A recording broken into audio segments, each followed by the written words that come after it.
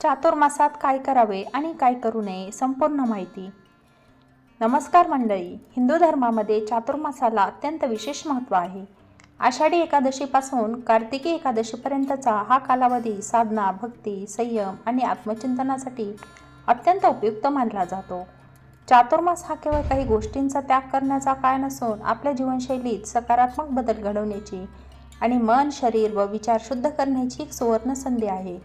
आजच्या व्हिडिओमध्ये आपण जाणून घेणार आहोत चातुर्मासात काय करावे, काय करू नये, कोणते नियम पाळावेत आणि या काळात केलेल्या साधनेचे महत्त्व काय आहे.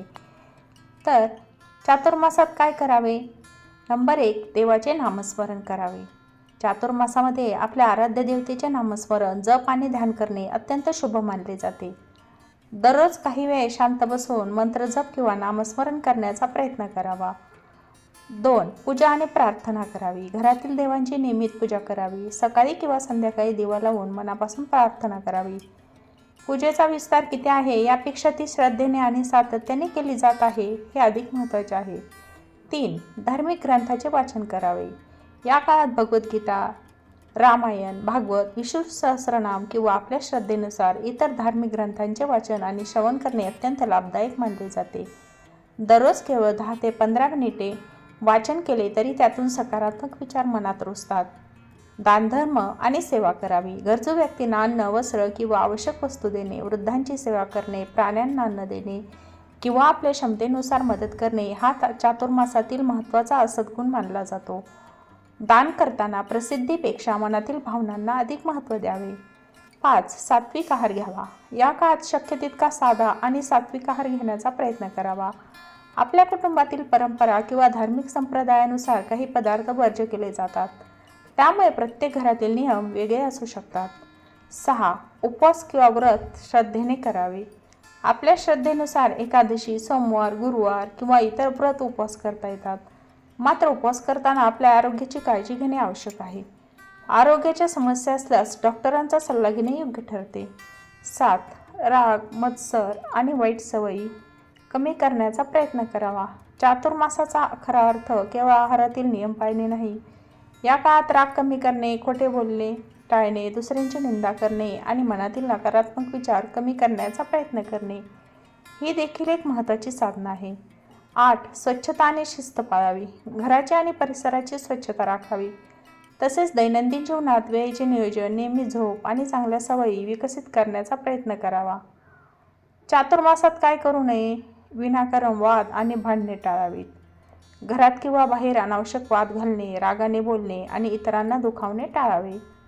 शांतता आणि संयम राखण्याचा प्रयत्न करावा. निंदा आणि चुगली टाळावी.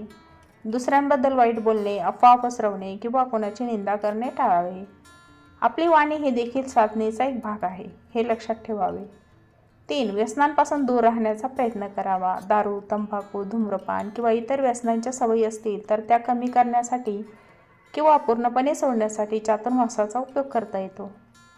4, अतिरेक करू नये. व्रत, उपवास किंवा धार्मिक नियम पाळताना अतिरेक टाळावा.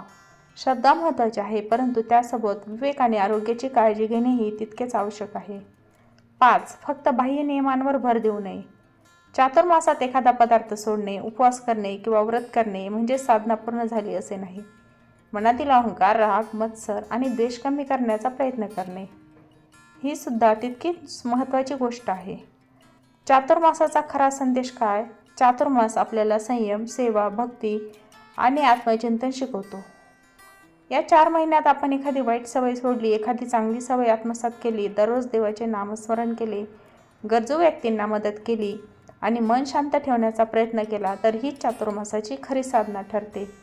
लक्षात ठेवा, नियम पाळताना आपल्या कुटुंबाची परंपरा, संप्रदायातील पद्धती आणि आरोग्य यांचा विचार करणे अत्यंत आवश्यक आहे.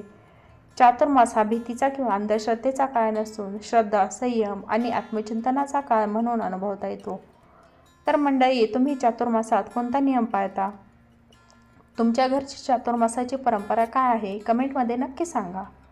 व्हिडिओ आवडला असेल तर व्हिडिओला लाईक करा, आपल्या मित्रमैत्रिणी आणि नातेवाईकांसोबत शेअर करा आणि अशाच आध्यात्मिक, धार्मिक माहितीसाठी चॅनलला सबस्क्राईब करा. पुन्हा भेटूया अशाच एका सुंदर विषयासह. धन्यवाद. जय हरी विठ्ठल. श्री स्वामी समर्थ.